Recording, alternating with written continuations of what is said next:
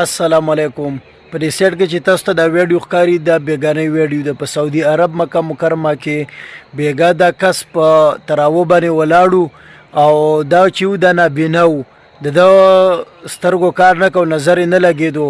نو په هغې کې ده چې کله دی په تراوه باندې ودرېدو نو د الله پاک نه ده هغه سوال وکړو چې الله د دې روجې په خاطر زه ستا عبادت ته ولاړ یم، ته زما دا سترګې بنا کې.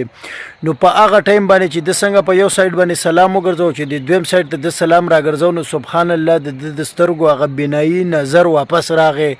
دا څه شی دی؟ دا صرف او صرف د مونځ برکات چې کم سړی مونځ نه کوي نو په هغه باندې به د الله پاک عذابونه هم راځي، په هغه باندې به هر قسمه مصیبتونه راځي. چې کم سړی مونځ کوي، الله مني، رسول مني، نو په هغه باندې به نه عذاب راځي او نه به پې څه بل څه راځي او دعا به په هغه ټیم باندې قبلیږي. نو دا ویډیو در سره شو کوم، دغه ویډیو مو ګورئ او خپل ملګرو سره شیر کړئ چې د ټولې دنیا کې پته ولګي چې واحد څه کار چې کوونکی دی نو هغه نه هغه لوی ذات دی چې موږ ټولې پیدا کړي یو، الله پاک دی. نو ویډیو در سره خپل ملګرو سره شیر کړئ چې د کافرانو ته هم پته ولګي او خلک ته عبرت والي چې صرف او صرف ورکوونکی او اخیستونکی الله پاک دی. بصري رجع تاني يا رب، بصري رجع تاني يا رب، أشكرك يا رب، أشكرك يا رب، بصري رجع تاني يا رب، بصري رجع تاني يا رب. الله يعطيك الجنة. الحمد لله. ألف مبروك يا حاج. بصري رجع تاني يا رب، بصري رجع تاني يا رب. لا إله إلا الله. الله أكبر، الله أكبر، الله أكبر، الله أكبر، الله أكبر، الله أكبر، أشكرك يا رب، الله أكبر،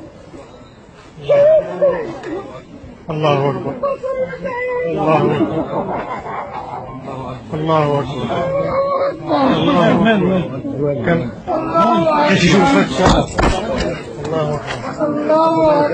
الله أكبر، الله أكبر،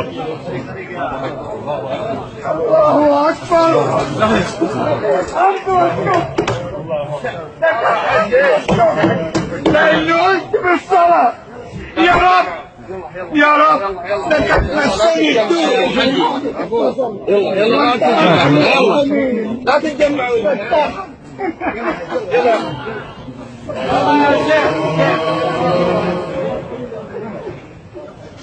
يا ربي. الحمد لله.